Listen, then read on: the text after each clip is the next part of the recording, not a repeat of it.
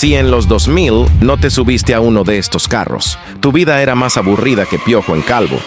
Número 10. Nissan Tsuru o Sentra B13. A ver, seamos honestos. Si en los 2000 no viajaste en uno de estos Nissan, es porque te transportabas en teleférico o de plano no salías de tu cuarto. Este auto no era solo un medio de transporte, era una experiencia mística de supervivencia urbana. Conocido en México como el Tsuru y en el resto de Latinoamérica como el Sentra B13, en los 2000 este fue uno de los carros, como dirían los turcos. Buenos, bonitos y baratos. Los veías hasta en la sopa. Eran taxi, eran el carro del papá, del tío, del vecino. Era una obra de arte de la indestructibilidad.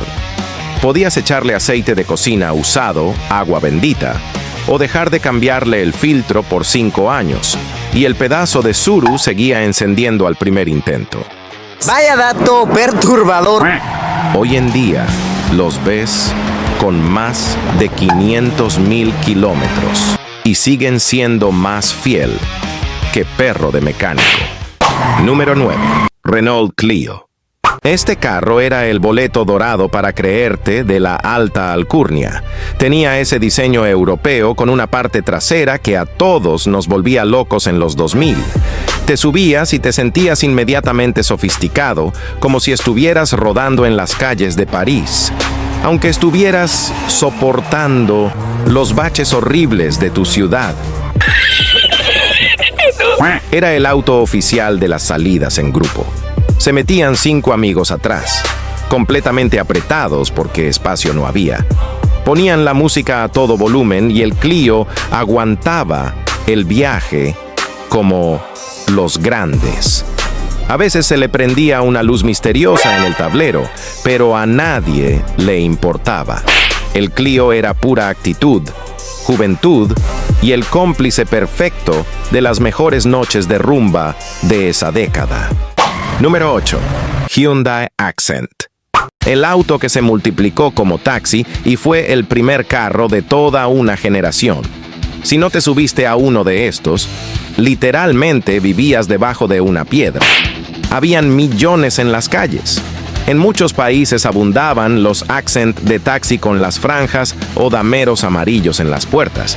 Y también era muy común verlos en color plata por todos lados, que con unos rines y vidrios bien polarizados se veían súper bien. En países como México no se vendió esta generación. Salió fue el modelo que vino después y se llamaba Hyundai Verna. En Venezuela salió también como Dodge Brisa, pero era el mismo carro, con la misma resistencia de roca a la mole y el mismo aire acondicionado tan hijo de su madre, que te enfriaba hasta los tuétanos. Hoy en día, no hay uno en todo el hemisferio que no tenga el tablero hecho pedazos, y hasta la pintura toda quemada.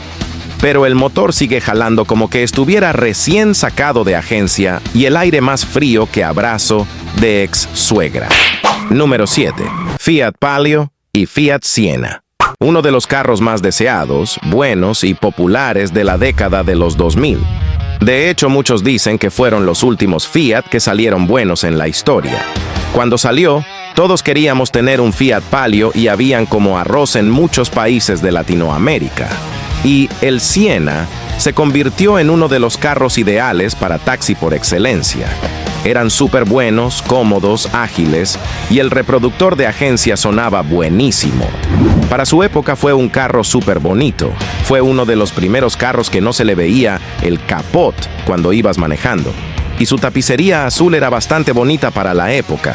La recuerdo perfectamente porque la primera vez que tomé licor fue celebrando que a un amigo el papá le regaló un Palio y casi le vomitó la tapicería. Antes de continuar con el próximo carro que te aseguro que te sorprendió cuando te subiste en él, apoya el canal suscribiéndote y escribe en los comentarios cuál era el carro en los 2000 que veías hasta en la sopa. Número 6. Renault Twingo. Chiquito, pero cumplidor, como me decía mi ex. El Twingo no fue muy bendecido, por no llamarlo feo, pero fue el primer carro de muchos jóvenes universitarios o de los que tenían su primer trabajo. Muchos lo querían amarillo o negro brillante, que se veía muy cool. El Renault Twingo, vaya, que sorprendía. Lo veías por fuera y parecía una cajita de fósforo. Pero cuando abrías la puerta te sorprendía que parecía un apartamento de 2 habitaciones. Tenía un interior minimalista, un poco rarito, pero todo en su sitio. Número 5. Daewoo Lenos. Guerrero, resistente y aguantador. Tremendo carro era el Daewoo Lanos. En su época su interior era súper bonito. El volante grueso, el tablero con curvas bien modernas, el aire que enfriaba como un demonio y hasta cómodo era. También inundó muchas ciudades de Latinoamérica y Europa. Fue uno de los autos Daewoo que inspiraron bastante confianza, por lo que se convirtió en una opción económica recomendable para todas las familias. Lo único malo era cuando tenías que llevarlo al taller. Imagínate tener que llegar diciendo: vengo con el lano roto. Pa' dentro. Quiero aprovechar de enviarle un saludo muy especial a nuestro seguidor de 14 años, Luifer David de Maracaibo, en Venezuela. Es muy bonito ver cómo desde jovencito ama los autos. Saludos, amiguito, y que a los 18 ya puedas estar manejando el carro de tus sueños. Número 4. Fiat Uno. Si el óxido no hubiese existido en nuestro planeta, posiblemente el Fiat Uno fuera uno de los autos urbanos más indestructibles y guerreros del planeta. Ese carro es como las cucarachas, sobrevivió a todo. De hecho, en países como Brasil, se vendió con la misma carrocería durante 29 años seguidos. En Argentina, hasta hoy en día lo aman, al igual que el Fiat 147. Y en Venezuela fue el carro económico que la mayoría quería. Por dentro es espartano. Trae los cojines, el volante y un huequito donde se mete la llave. Ni siquiera traía marcador para la temperatura. Cuando encendía la luz es porque ya el motor estaba más caliente que plancha de chino. Pero ni así se rompía. Lo malo del Uno es que atrás se abrían las ruedas como una tortuga, pero eso no impedía que su motor 1.3 litros, que fue el más común en Latinoamérica, siguiera jalando al 100 y llevándonos para todos lados. Hasta para dentro de la playa, literalmente, porque como era un carro muy popular entre jóvenes, en sus momentos de locura lo metían en todos lados, dentro de la playa, dentro de un río y hasta donde las camionetas 4x4 de la época se hacían encima. Número 3. Renault 19. Para el 2000, el Renault 19 empezó a despedirse del mercado para dar paso a nuevos modelos como el Megane. Pero no sin antes dejarnos inundados de Renault 19 por todos lados. Fue un carro un poco polémico. Muchos lo amaron. Otros lo odiaron, pero no se puede negar que todos lo vimos. Nos subimos en uno que era taxi o lo manejamos. El 19 fue muy popular porque introdujo un estándar de confort y equipamiento superior en comparación con el rústico Renault 9, al cual reemplazaba. En países como Argentina y Venezuela, era muy común verlos con su motor 1.6 o el 1.4 Energy, ambos conocidos por ser robustos, duros, aguantadores de maltratos y por tener repuestos baratísimos. En Colombia, se convirtió en un símbolo de estatus familiar y una de las opciones favoritas de la clase media alta. En Venezuela, los veías por todos lados en todas sus versiones, sobre todo la versión Renault 19 Energy, y por todos lados lo veías como taxi. Lo que es cierto es que todo el que se montó en un Renault 19 seguramente podrá recordar cómo su suspensión francesa, independiente en las 4 ruedas, ofrecía un andar suave y sumamente confortable, lo cual era un lujazo en esa época. Número 2. Daewoo Cielo o Heaven. El Daewoo Cielo fue el primer carro que generó una auténtica revolución en el transporte público. Llegó con fuerza a finales de los 90 y desplazó el dominio que Chevrolet tenía en el segmento. Su motor de 1,5 litros era económico, aguantaba el maltrato diario y podía rodar todo el día con el aire prendido como si nada. Por dentro no era la gran cosa, pero era cómodo y el espacio del maletero era ideal. Además que cualquier mecánico lo podía arreglar hasta con las manos amarradas.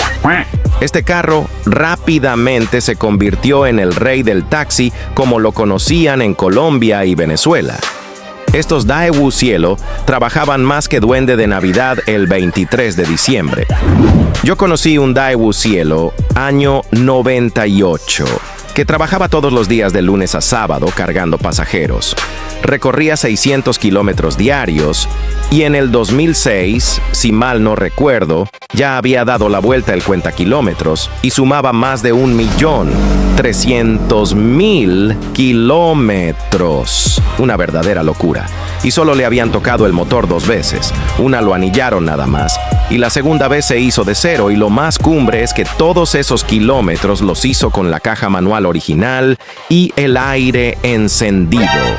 En los 2000, en casi todos los países de Latinoamérica, a cualquier hora podías ver un Daewoo Cielo, bien sea taxiando o llevando a una familia de paseo, porque sin duda fue uno de los primeros vehículos full equipo, con aire acondicionado y vidrios eléctricos, incluso con transmisiones automáticas, a un precio muy inferior al de sus rivales japoneses, lo que le permitía acceder a la clase media sin tener que dejar la casa en el concesionario como parte de pago. Número 1. Toyota Corolla E110. Ahora hablemos de la octava generación del polémico pero indestructible Toyota Corolla de octava generación. Digo polémico porque con este carro pasó algo muy loco. El que lo tiene no lo quiere vender. Prefiere vender a la mujer con todo y suegra. El que lo quiere vender dice que vale $154,000 más IVA y que tú pagues el traspaso.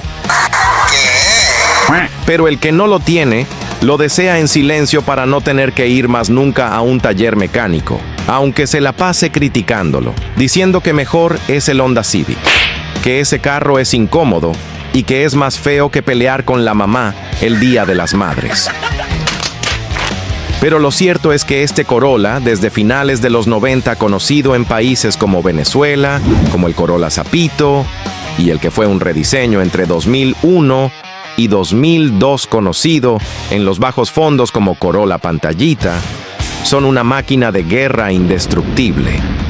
Y fueron muy populares en los 2000 no porque todo el mundo lo quisiera, sino porque fue un modelo que gracias a su fiabilidad incuestionable, se convirtió en objeto de deseo de la mayoría, para por fin poder bloquear al mecánico porque no lo iban a necesitar nunca más en la vida.